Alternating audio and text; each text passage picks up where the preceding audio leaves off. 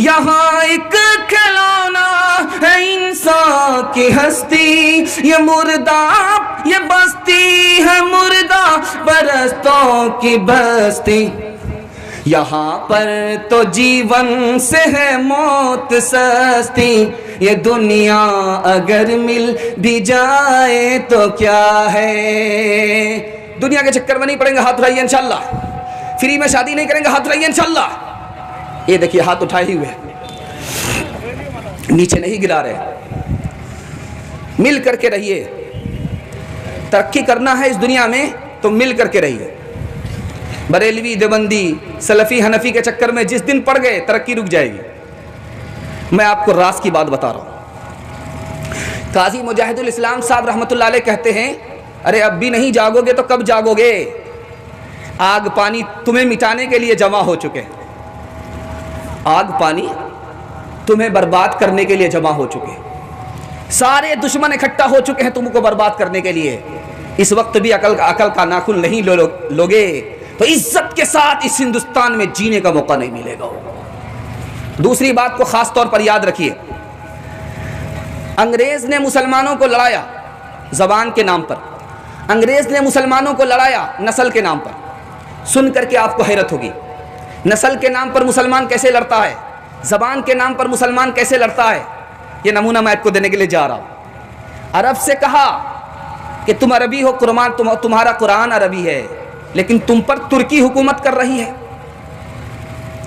اور ترکی سے کہا کہ تم ترکی والے ہو اور تم عربی زبان کو اختیار کیے ہوئے ہو، تمہاری زبان تو ترکی ہونی چاہیے۔ زبان کے نام پر اس کو لڑایا، نسل کے نام پر اس کو لڑایا، نتیجہ یہ ہوا ایک حکومت تھی مسلمان کی، اس کے 52 ٹکڑے ہو گئے۔ تیسری بات کو یاد رکھیے گا، ایک انگریز نے لکھا مسلمان کیوں ترقی کر گیا۔ 1984 کی رپورٹ ہے، 235% اسلام پھیلا۔ عیسائیت کتنی پھیلی؟ 47%، اور اسلام پھیلا 235%۔ 1984 کی رپورٹ میں کیوں پھیلا اسلام؟ تو انہوں نے کہا کہ محمد کی وجہ سے۔ کہا محمد کی وجہ سے کیسے پھیلا؟ تو کہا کہ مسجد کی وجہ سے۔ کہا مسجد کی وجہ سے کیسے پھیلا؟ تو کہا کہ محمد پر نماز فرض ہوئی اور محمد نے کہا کہ جماعت سے پڑھنی پڑے گی، بریلوی دیوبندی دونوں کو ایک جگہ نماز پڑھنی پڑی، اس لیے ترقی ہو گئی۔ آج دیکھ لیجئے، تیسری مثال دے رہا ہوں آپ کو، ذرا اس کو دھیان سے سنیے گا۔ آج کیا ہے؟ مسجد کو بانٹ دیا، یہ سنی کی مسجد ہے، یہ دیوبندی کی مسجد ہے، اور کیا کہتے ہیں کہ سنی اگر دیوبندی کے پیچھے نماز پڑھے تو نماز نہیں ہوتی، جھوٹ بول رہا ہے۔ اللہ کے رسول نے کہا کہ ہر کسی کی نماز دوسرے کے پیچھے ہو جاتی ہے، اس کا عمل اس کے ساتھ، ہمارا عمل ہمارے ساتھ۔ ہماری ترقی اتحاد پر تھی، اتحاد ہم کو مسجد سے ملا تھا، آج مسجد کو بانٹ لیا، اتحاد ختم ہو گیا، ہماری ترقی رک گئی۔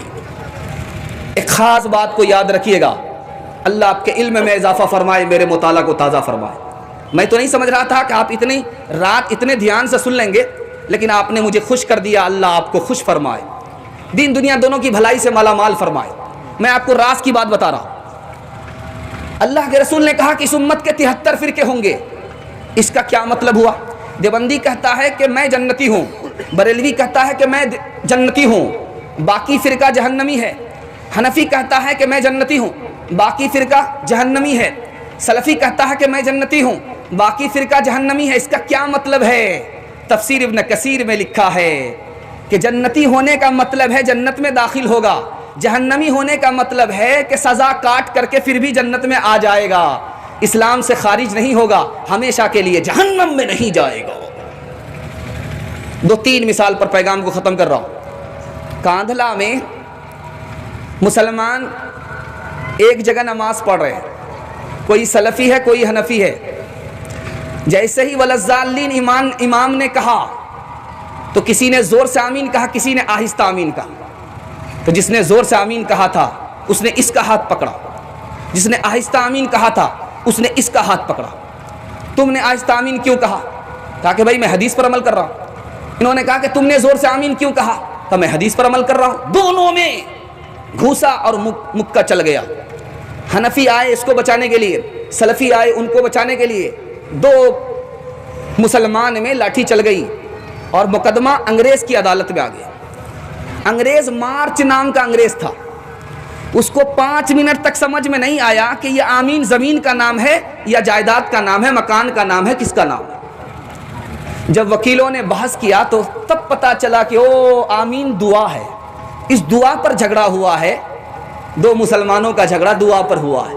تو اس نے کتنا پیارا ججمنٹ لکھا، وہ ہماری آنکھ کھولنے کے لیے کافی ہے۔ کتنا پیارا ججمنٹ لکھا کہ آمین کی 3 قسمیں ہیں۔ ایک ہے آمین آہستہ کہنا، یہ بھی رسول اللہ سے ثابت ہے۔ ایک ہے آمین زور سے کہنا، یہ بھی رسول اللہ سے ثابت ہے۔ ایک ہے آمین بالشر، فتنہ اٹھانے کے لیے آمین کہنا، مسلک کے آڑ میں فتنہ اٹھانا، یہ کسی سے ثابت نہیں ہے، رسول اللہ کی کسی حدیث سے ثابت نہیں ہے۔ یہ حنفی بھی گنہگار ہے، یہ سلفی بھی گنہگار ہے، حدیث کی آڑ میں یہ دونوں فتنہ اٹھا رہے تھے، ان کو گھر میں سکون نہیں ملے گا، جیل کاٹنی پڑے گی۔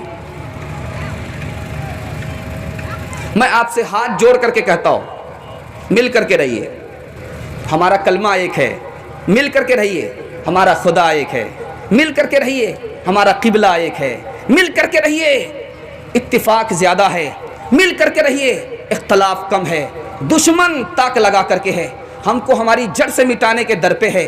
اس وقت بھی عقل کا ناخن نہیں لیں گے تو وہ بھی برباد ہوں گے، ہم بھی برباد ہوں گے۔ اس وقت وہ یہ نہیں دیکھیں گے یہ سلفی ہے ان کو چھوڑ دیتے ہیں، وہ حنفی ہے اس کو چھوڑ دیتے ہیں، وہ تو دیکھیں گے یہ بھی مسلمان ہے وہ بھی مسلمان ہے۔ انشاءاللہ مل کر کے جئیں گے۔ آج آپ نے یہ عزم کیا، خربوزہ خربوزے کو دیکھ کر کے رنگ پکڑتا ہے، پورے ہندوستان کو اللہ تعالیٰ جمع فرما دے گا۔ ہاتھ اٹھائیے انشاءاللہ۔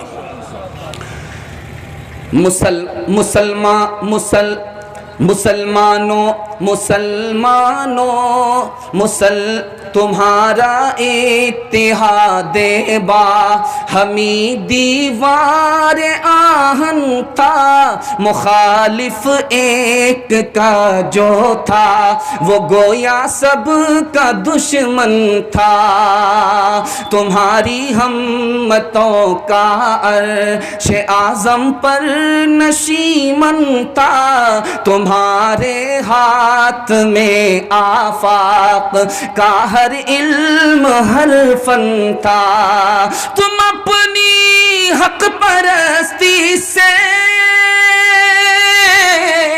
تم اپنی حق پرستی سے جھکا لیتے تھے دنیا کو، خدا کے سامنے جھک کر جھکا لیتے تھے اعداء کو، خدا کے سامنے جھک کر جھکا لیتے تھے اعداء کو۔ السلام علیکم ناظرین، آپ دیکھ رہے ہیں S B media YouTube channel. دوستو، اگر آپ نے ابھی تک میرا اس چینل کو سبسکرائب نہیں کیا ہے، برائے مہربانی اس چینل کو سبسکرائب کریں، لائک کریں اور اپنی رائے کامنٹ میں ضرور پیش کریں، تو ہمیں بتائیں گے آپ کو میرا یہ ویڈیو کیسا لگا۔ اگر پسند آ جائے تو چینل کو سبسکرائب کر کے میرا حوصلہ افزائی فرمائیں۔ ملتے ہیں اگلے ویڈیو میں، خدا حافظ۔